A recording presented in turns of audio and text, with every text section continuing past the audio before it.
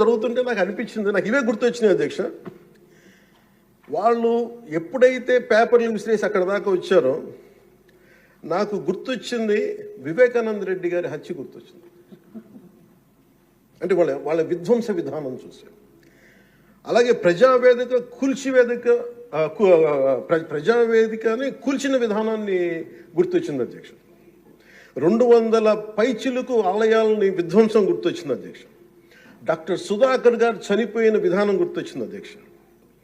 జంగారెడ్డి కల్తీ సారాలో చనిపోయిన చావులు గుర్తొచ్చినాయి అధ్యక్ష.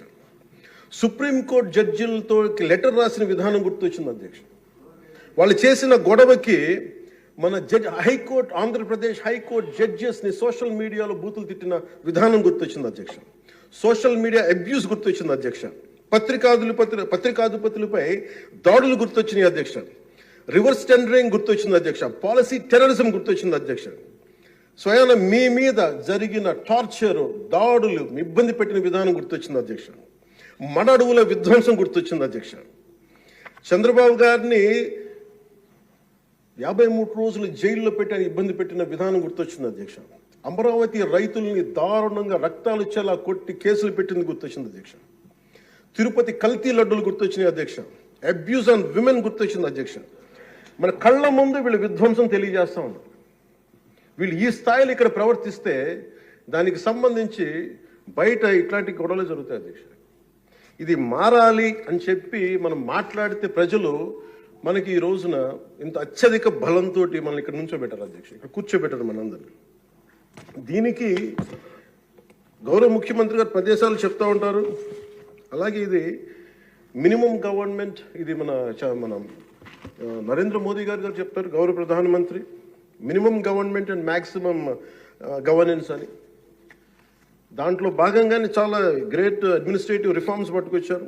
ఈ రోజున వాట్సాప్ గవర్నెన్స్ కూడా ముందుకు తీసుకెళ్ళడానికి ఆయన అనుభవం. అంటే మేము ఈ ప్రభుత్వం చేస్తున్నది అధ్యక్ష, ఎక్కడా కూడా ప్రభుత్వం ప్రజలకి సామరస్యపూర్వకంగా ఉండాలి, ఎక్కువ సానుకూలంగా ఉండాలి, ఎక్కువ బాధ్యతలు పెట్టాలి, ఎక్కువ బరువు పెట్టకూడదు అనే విధంగా గౌరవ ముఖ్యమంత్రి గారి ఆధ్వర్యంలో నడుస్తూ ఉంది ప్రభుత్వం. మేమందరం ఆయనకి సహాయ సహకారాలు అందిస్తా ఉన్నాం అధ్యక్ష.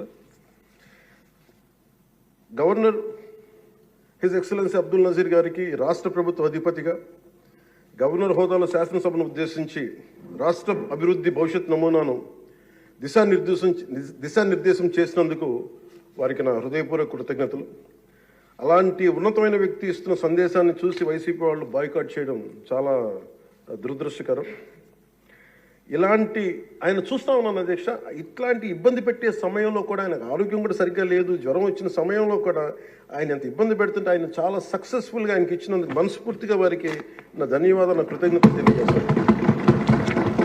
చట్టసభలు, దేవాలయాలు లాంటివి రాజ్యాంగాన్ని పరిరక్షించేందుకు 5 కోట్ల ఆంధ్రప్రదేశ్ రాష్ట్ర ప్రజల భవిష్యత్తుని నిర్ణయించే వేదిక ఇది. అలాంటి సభను హుందాగా నడిపించాలని కూటమి ప్రభుత్వం అధికారులకు వచ్చిన రోజు నుంచి తరచుగా చెప్తూ గౌరవ ముఖ్యమంత్రి